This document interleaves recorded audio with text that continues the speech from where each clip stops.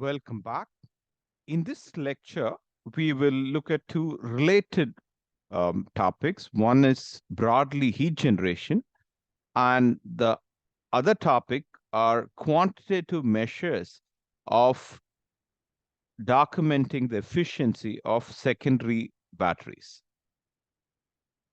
So there are two aspects to heat generation. One is that um, a battery does not operate at its equilibrium cell potential.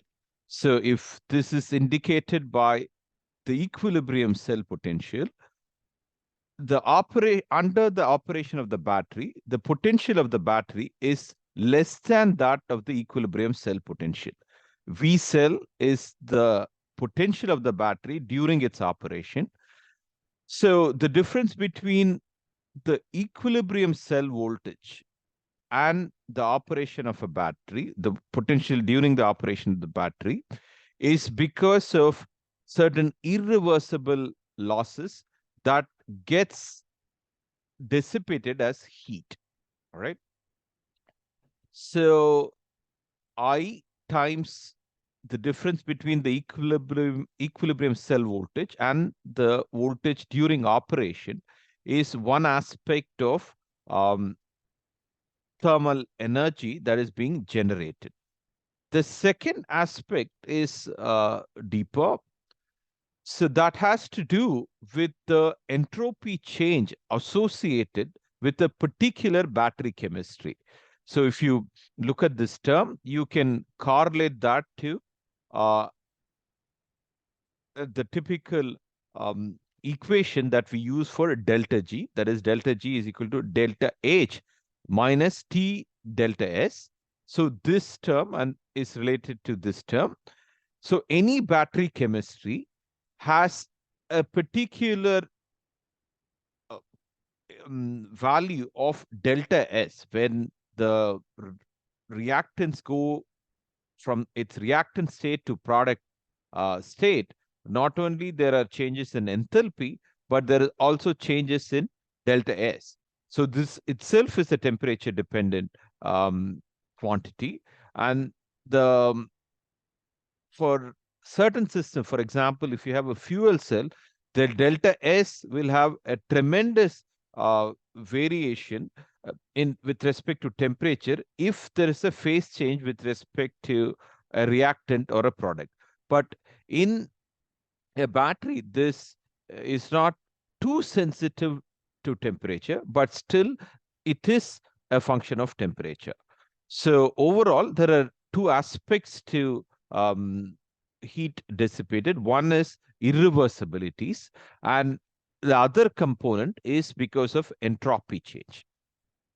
So if you plot heat generated, this is in the y-axis, as a function of state of discharge. So here there are two kinds of information. One is heat dissipation during discharge of a battery.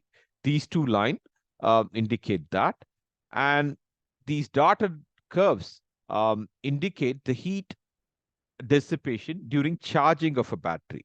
What are the general observation? In general, what you see is that when the battery is discharged at a higher discharge rate, the heat generated increases. That is sort of makes sense.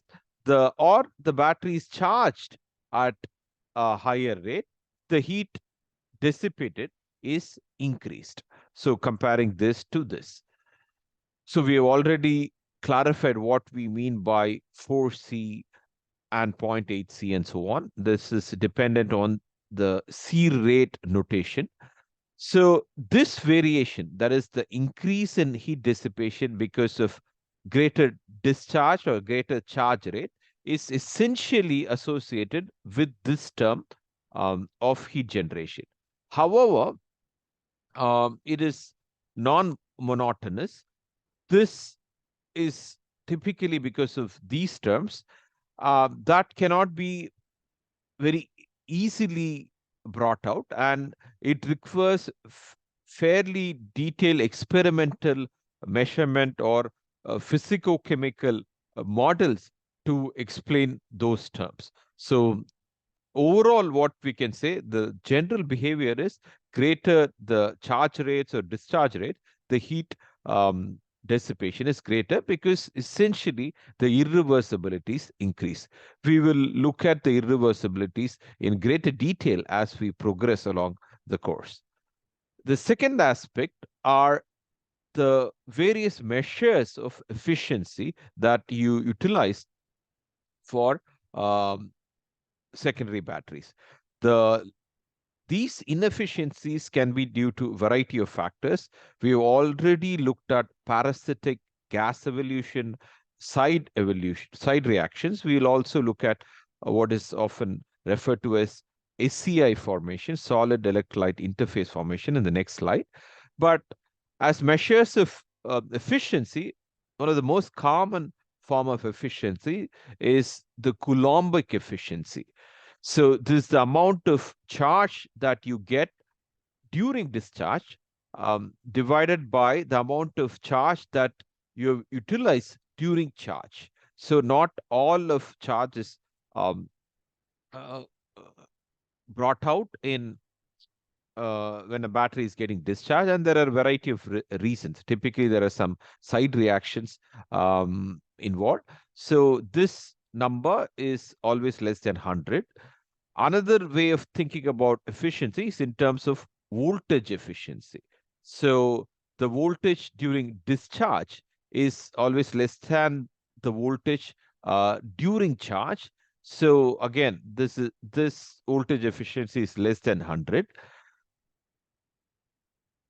Then you can also talk about average voltage because the voltage during discharge itself changes. So this term is obtained via a time average that is being presented. Here there is a typographical error. There should not be an I here. So this I will correct. So the average voltage is given by a time average. If you plug this number here, you will get a voltage efficiency.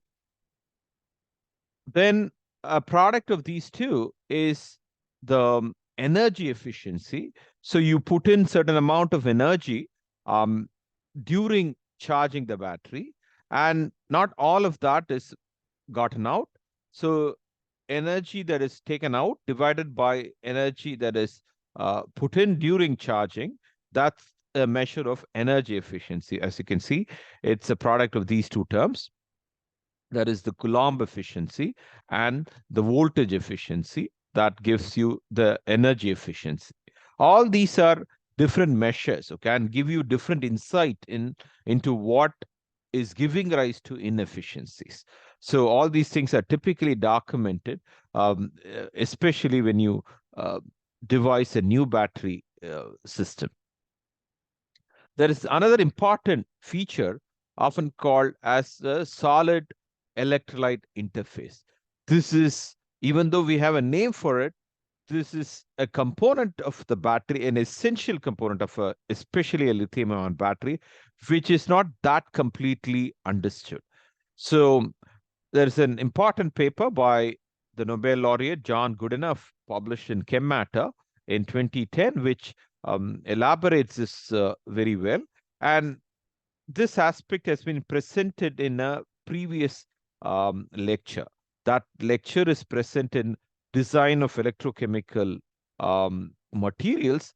All the lectures in this playlist are elaborated via molecular features. This not a macroscopic description. Sometimes we use methods of quantum chemistry to elaborate the nature of electrochemical material. And the specific lecture wherein this was already dealt with is called Good Enough Quantum Mechanics. So it was intended pun, and the design of lithium ion batteries. If you're interested in a very molecular quantum chemical approach to design of lithium ion batteries, please take a look at that. So what are the aspect involved? So here, what we are referring to are the LUMO and um, the HOMO of a battery. So what do you mean by that? LUMO means lowest unoccupied molecular orbital. This is a terminology that is often used in chemistry literature. Um, Supposing if you're an engineer, perhaps you might not be familiar with that. There's another term called HOMO, which means highest occupied molecular orbital. So molecular orbital or orbital in general is a wave function for a single electron. That's what you mean by an orbital. So you can have an atomic orbital, or if the wave function is in a molecule, so it is referred to as a molecular orbital. If the molecular orbital is occupied by electrons, you call them occupied molecular orbital. There can be variety of occupied orbitals, and the highest, the molecular orbital that has the highest energy is called highest occupied molecular orbit. So likewise, there can be variety of unoccupied molecular orbital. The amongst those orbitals, the lowest energy unoccupied molecular orbital is referred to as the LUMO. So in a condensed matter system, for example, a liquid in this case, we are referring to the HOMO and LUMO of liquid electrolyte. The difference between HOMO and LUMO is the band gap. So what are we plotting here? We are plotting the energies, of course. So there are two ways to refer to energies in an electrochemical system. This has been elaborated in some previous lectures. So um, one way of looking at the energies is via the electrochemical potential, and the other way is energy plotted against the vacuum level. Again, we'll get to this in a couple of minutes. So generally, let's say we are plotting energy of HOMO and LUMO in this scale. So what is being referred here? So if you have an anode of a lithium-ion battery, this refers to the chemical potential or the Fermi level of the electron at the anode. Let's say you have assembled the battery, the position of electronic energies at the anode is somewhere here. And as you can see that the position of electrons is higher, the energy level of the electron is greater than that of LUMO.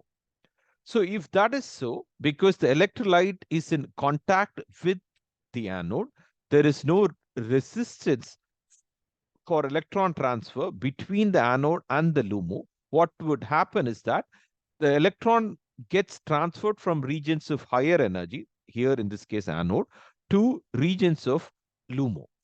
So this continues till a point where the anode energy level is brought down, the chemical potential or the Fermi level, these are synonymous terms, that is chemical potential and Fermi level of the electrons is lower than that of the lowest unoccupied molecular orbitals. So when that happens, there is no further electron transfer. So, but when this occurs, certain chemical species gets formed, and that is referred to as the solid electrolyte interface. These are chemically very complex. There's a variety of chemical compounds that are formed. Typically, this is been more well studied at the anode electrolyte interface, but there is also SEI formation at the cathode electrolyte interface. We'll come to that in a little bit. So what is an important feature of solid electrolyte interface is that it allows for ion transfer, but it doesn't allow for electron transfer. That is, these are the two important features of solid electrolyte interface. In a way, this is important. Okay, this is what makes possible the operation of a lithium-ion battery. This is most well studied in a lithium-ion battery. So this interface is at the interface between an anode and that of an electrolyte. So the energy of this position, or the chemical potential or the Fermi level of electron against the vacuum level. That is, what do you mean by that? So I take an electron from this level and put it out in the vacuum. So this can be considered as a level wherein the electron has zero energy. So that is referred to as phi A. We'll see why we are talking about this quantity in a little bit. So you can, again, at the other side, at the cathode side, you can also have a cathode electrolyte interface. So what is the function of this? Supposing, to begin with, when you assemble a battery, let's say, the position of the cathode chemical potential, that is the electronic level of the cathode, were here, and they're empty, let's say, because at this level you can in principle put an electron. So the highest occupied molecular level is here. There can be electron transfer from the HOMO to the unoccupied levels at the cathode, which you don't want. So what is that you need in a battery? You do not want electron transfer across this interface or across this interface. The electron transfer should occur only via the external wire, not across these interfaces, right? So that kind of interfacial reaction is an parasitic or unwanted reaction. You want to suppress them. And what suppresses them are these formation of the solid electrolyte interface.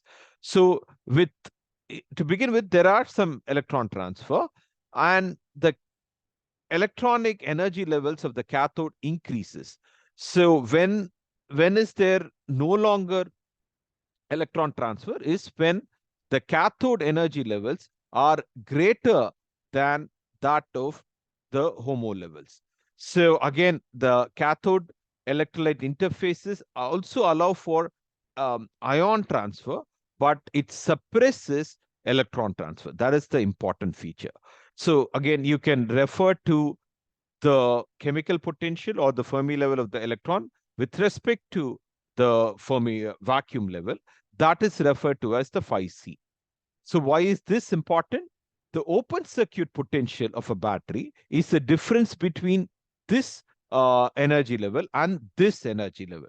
So this is what gives rise to the potential of the battery under the open circuit level. So this is a very important concept. Okay, so this is first unraveled in late 1970s, despite enormous amount of research that has gone into a solid electrolyte interface. Many aspects are still unresolved, but this aspect, at least you should have a basic understanding of SEI. That is what I've attempted to give in this slide. So in the next lecture, we will look at the topic of charge retention and self-discharge in a battery. Thank you.